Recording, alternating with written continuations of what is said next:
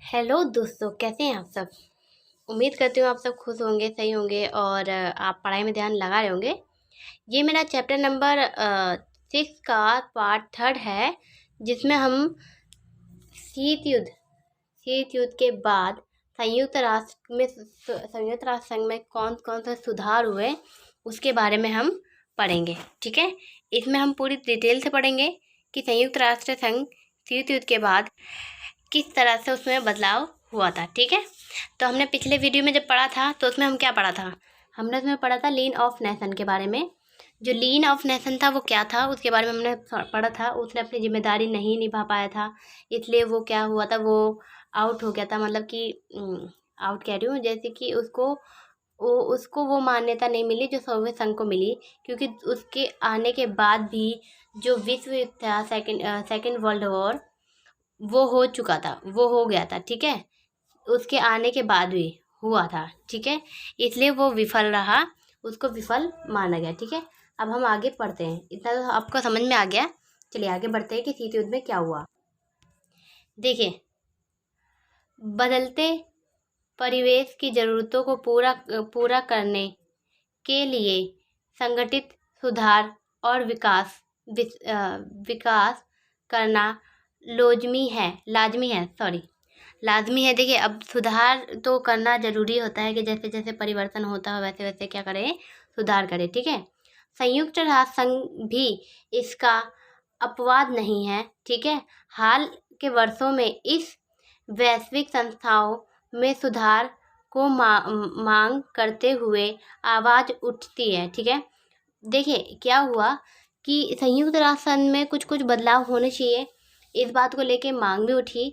तो वो बदलाव कब हुआ, वो बदलाव हुआ शीत युद्ध के बाद। ठीक है, तो क्या हुआ, हम इसमें इतना आपको समझ में आ गया हमने क्या पढ़ा। अब इसके बाद आगे चलते हैं कि क्या हुआ, कैसे हुआ। ठीक है, देखिए, सोवियत संघ के बारे में कोई स्पष्ट राय और सहमति नहीं पाई गई। ठीक है, संयुक्त राष्ट्र संघ के सामने दो स्तरीय बुनियादी सुधारों के मामले में एक तौर पे यह इस संगठन की बनावट और उसकी प्रक्रिया में सुधार किया जाए। ठीक है, अब उसमें सुधार करने के लिए ये बात कही गई कि उसको में सुधार तो होना चाहिए भाई। ठीक है, ये आम बात है क्योंकि टाइम बहुत हो चुका है। ठीक है, शीत युद्ध भी हो चुका है, तो अब इसमें सुधार होना जरूरी है। ठीक है, इतना समझ में आ गया। चलिए आगे बढ़ते। प्रक्रिया को सुधार किया गया। ठीक है, ये तो हमने पढ़ लिया। दूसरे, इस संगठन की स्थानीय में इस न्यायाधिकार में आने वाले मुद्दों की समीक्षा की जाए।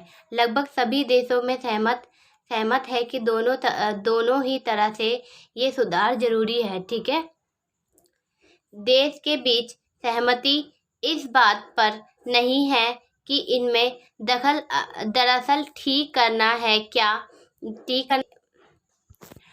बनावट और प्रक्रिया में सुधार अंतर्गत सबसे बड़ी सहमति सुरक्षा परिषद कामकाज को लेकर है। ठीक है, अब देखिए, इसमें सुधार की तो बात की गई, लेकिन ये भी तो पता चलना चाहिए ना कि किस चीज़ की सुधार होना चाहिए। ठीक है, किस चीज़ का सुधार होना चाहिए, तो इसमें जो सबसे बड़ी सुधार थे वो कामकाज की थी। ठीक है, कामकाज को लेकर थी कि जो सुधार हो वो कामकाज को लेकर हो, किस तरह से कामकाज किया जाएगा वो इसमें बताया गया। ठीक है, इससे जुड़ी हुई एक मांग यह है कि सुरक्षा परिषद में स्थायी और अस्थायी सदस्यों की संख्या बढ़ाई जाए। ठीक है, ताकि समकालीन विश्व राजनीति की वास्तविकताओं को इस मतलब, यानी देखिए, पहले इसमें ये बताया गया है कि देखिए, मैंने उस दिन आपको पहले बता दिया था, ये बात कि जो संयुक्त राष्ट्र संघ है उसमें दो प्रकार के सदस्य होते हैं। ठीक है, एक स्थायी होते हैं। ठीक है, और एक जो होते हैं अस्थायी होते हैं। ठीक है, अस्थायी जो स्थायी होते हैं वो होते हैं 5। ठीक है, और जो अस्थायी होते हैं वो होते हैं 10। ठीक है, इतना समझ में आ गया। मैंने आपको ये अगले वीडियो में बता दिया था। तो जो ये अस्थायी सदस्य होते हैं वो कुछ गिने चुने सदस्य होते हैं। तो वो यही बताया गया है इसमें कि जो सदस्य संख्या उसको बढ़ाई जाए, जिससे क्या हो कि जो और भी जो देश है उन सबको भी मौका मिल सके। ठीक है, इसमें स्थायी सदस्य बनने की मौका, अस्थायी से स्थायी बनने की मौका उन सबको भी प्राप्त हो सके। क्यों? क्योंकि 5 सदस्य हैं, वो तो ना हटते हैं, ना ही वो मतलब कि उनके जगह पे कोई देश उसमें स्थायी सदस्य बन सकता है। लेकिन जो अस्थायी सदस्य है वो हमेशा बदलते रहते हैं, वो टेम्परेरी रहते हैं, परमानेंट नहीं रहते। ठीक है, वही वाली बात कही गई है इसमें। तो इसलिए कहा गया है कि वो उसकी भी संख्या बढ़े, ताकि और जो लोग हैं वो भी इसका लाभ उठा सके। इतना समझ में आ गया? चलिए आगे बढ़ते हैं। इतना समझ में आ गया? चलिए आगे बढ़ते हैं। इसमें ये इसलिए बताया गया है कि जो समकालीन विश्व है उसकी राजनीतिक वास्तविकताओं को इस संगठन में बेहतर नुमाइंदगी हो सके, ताकि मतलब जब स्थायी सदस्य है, स्थायी सदस्य बन जाएंगे। ठीक है, यानी स्थायी सदस्य की संख्या बढ़ जाएगी तो क्या होगा, जो उनकी जो वास्तविकता है वो भी बढ़ जाएगी। ठीक है, उनकी नुमाइंदगी भी हो सकती है। ठीक है, और उनका नाम भी अलग से होगा। ठीक है, जो स्थायी सदस्य होते हैं उनको वो एक तो विकसित देश होते हैं। ठीक है, हमारा जो देश है वो विकासशील देश है, याद रखिएगा। भारत जो है वो है, भारत विकासशील देश है। ठीक है, उससे क्या देखिए, अब देखिए, भारत हमारा जो है वो विकासशील देश है, विकासशील देश है। एक होता है विकसित और एक होता है विकासशील। ठीक है, विकासशील जो देश है, जैसे मान लीजिए जो भारत है वो विकासशील है, तो वो क्या होता है कि एक पूरी तरह से विकसित हो जाता है, डेवलप हो जाता है। और एक होता है जैसे कि वो प्रोसेसर में होता है, वो हमारा भारत है। ठीक है, यानी वो अभी पूरी तरह से विकसित नहीं है, वो विकासशील देश है। तो इसलिए वो जो भारत है वो हमारा अमेरिका में स्थायी सदस्य बनना चाहता है। ठीक है, वो है भले स्थायी सदस्य, लेकिन ऐसा भी हो सकता है कि आगे चल के वो उसका क्या हो जाएगा, नाम हो जाएगा, वो भी विकासशील कहलाएगा जब वो स्थायी सदस्य बन जाएगा। ठीक है, इतना समझ में आ गया? क्योंकि भारत जो है वो भी बनना चाहता है किसका सदस्य है, संयुक्त राष्ट्र संघ के अंतर्राष्ट्रीय संगठन का स्थायी सदस्य बनना चाहता है। याद रखिएगा इस बात को, ये 1 नंबर के क्वेश्चन में पूछा जाता है कि जो भारत है वो कौन सा देश है। तो ये याद रखना, विकसित देश है, वो विकासशील देश है। ठीक है, अभी विकसित देश नहीं बना है। इतना समझ में आ गया? चलिए आगे बढ़ते हैं। तो हम बात कर रहे थे खास तौर पर ऐसे एशिया, अफ्रीका और अमेरिका के ज़्यादा देश सुरक्षा परिषद की सदस्यता देने की बात उठ रही है। ठीक है, अब देखिए, अब क्या हो, अमेरिका जो है वो उसका स्थायी सदस्य है। ठीक है, अब स्थायी सदस्य तो ये नहीं चाहेंगे ना कि हम आगे बढ़े तो वो भी आगे बढ़े, इसलिए कई बार ये जो है ये बाधा डाल देती है जो देश होती है, जो विकासशील जो स्थायी सदस्य उसमें होते हैं। ठीक है, इतना तो समझ में आ गया आपको? चलिए आगे बढ़ते हैं। इनके अतिरिक्त अमेरिका और पश्चिमी देश संयुक्त राष्ट्र संघ के बजट से जुड़े प्रक्रिया और इनमें प्रशासन में सुधार चाहते हैं। ठीक है, अब वो क्या करते हैं, जो बजट से लेकर जो बात होती है उसको क्या करते हैं, वो सुधार करना चाहते हैं उसके बजट को लेकर। कई बार ऐसा होता है ना कि उसमें बात होती है ये कि उसमें बंटवारा को लेकर भी सोवियत संघ बोल रहे हैं, संयुक्त राष्ट्र संघ के ऊपर विवाद छिड़ता है। ठीक है, ये बात है। तो इस बात पे ज़्यादा गौर दिया जाता है, जो उसका बजट है उस पर कौन ध्यान देगा। ठीक है, चलिए आगे बढ़ते हैं। यहाँ तक कि संयुक्त राष्ट्र संघ में किन्हीं मुद्दे को ज़्यादा प्राथमिकता देने अथवा उन्हें संयुक्त राष्ट्र संघ के न्यायाधीश कार में लाकर सवाल है, तो कुछ देश ऐसे विशेषज्ञ चाहते हैं कि यह संगठन शांति और सुरक्षा से जुड़ी मशीनों में ज़्यादा प्रभावकारी अथवा बड़ी भूमिका निभाने जबकि औरों की इच्छा है कि यह संगठन अपने को विकास तथा मानवीय भलाई के कामों में, जैसे सुरक्षा, शिक्षा, जनसंख्या, मानवाधिकार, लिंग अन्याय। देखिए, इसमें ये बोला गया है कि जो देश है वो इस बात पे, मैंने अभी बताया कि बजट को लेकर बहुत से विवाद होते हैं, ठीक है।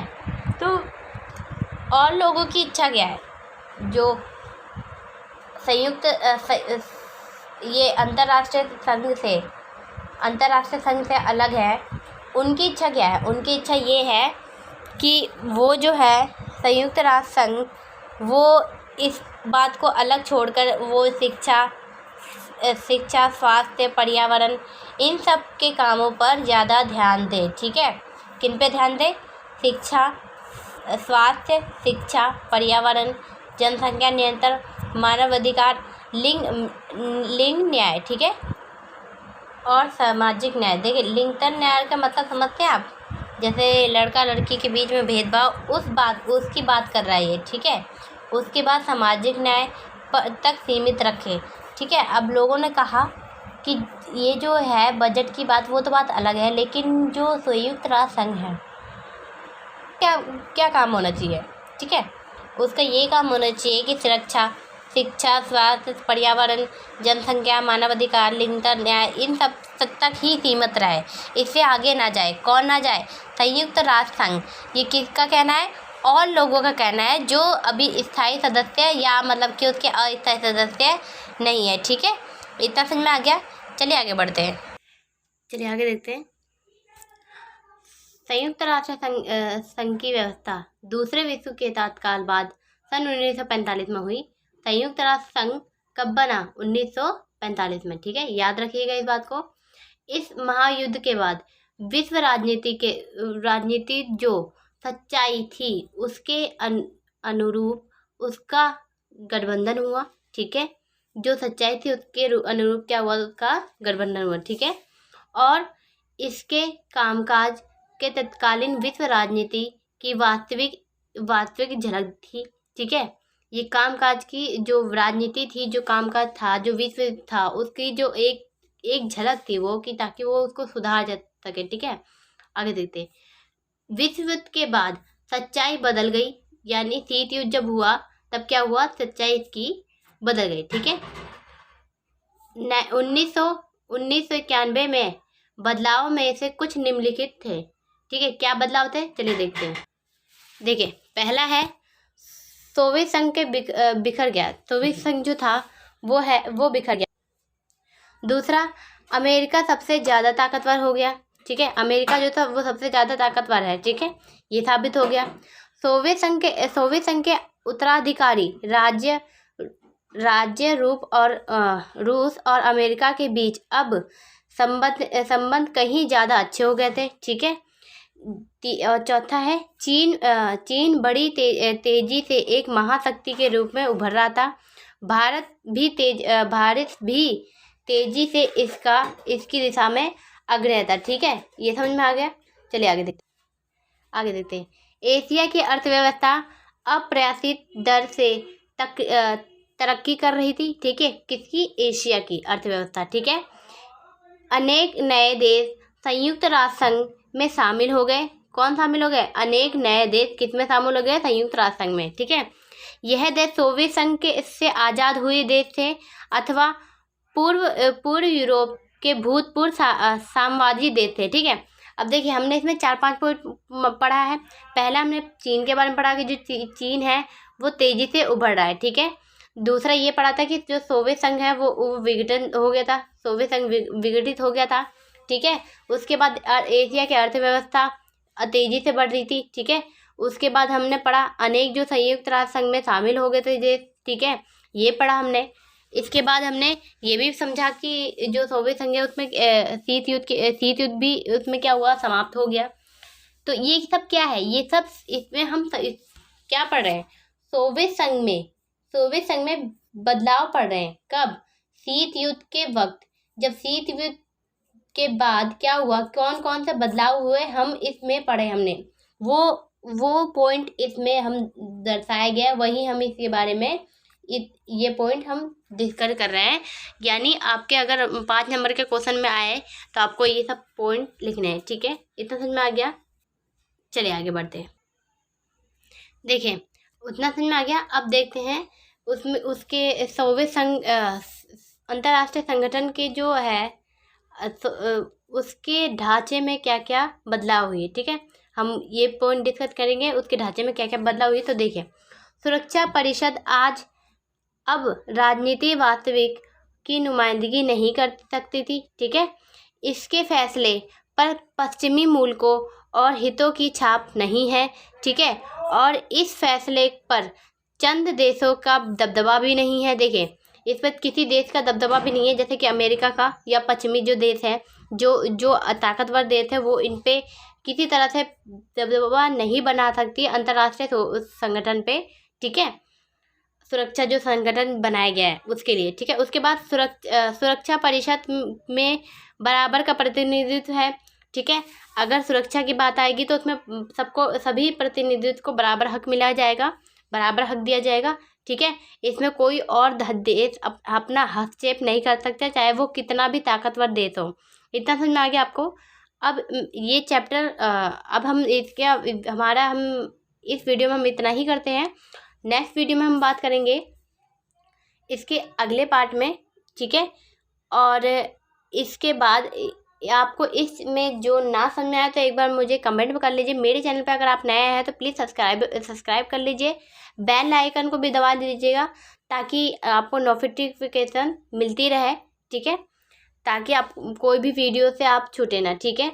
और मैं आपको बताना चाहूँगी कि जितने भी वीडियो डाले हैं उनमें से अगर कोई भी वीडियो हो जिसमें आपको कुछ समझ में ना आया तो प्लीज़ मुझे एक बार नीचे कमेंट कर दीजिए ताकि मुझे पता चल जाए कि आपको नहीं समझ में आया। तो एक बार आप वीडियो दोबारा देख लीजिए और दोबारा मैं आपको अगर कोई दिक्कत होगी तो समझा दूँगी, ठीक है। इस वीडियो में इतना ही। बाकी अगर आपको कुछ समझ में ना आए तो कमेंट कर देना और मिलते हैं आपसे नए वीडियो में। तब तक मैं आपको दुआ करूँगी कि आप सब खुश रहें, ठीक है। अपना टेक केयर याद रख